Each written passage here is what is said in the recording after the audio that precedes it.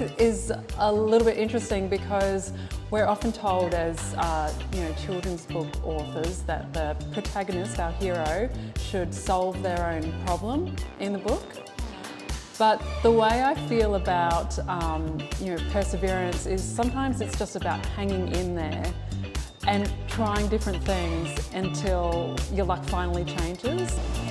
I'm doing it, Mum, I'm doing it!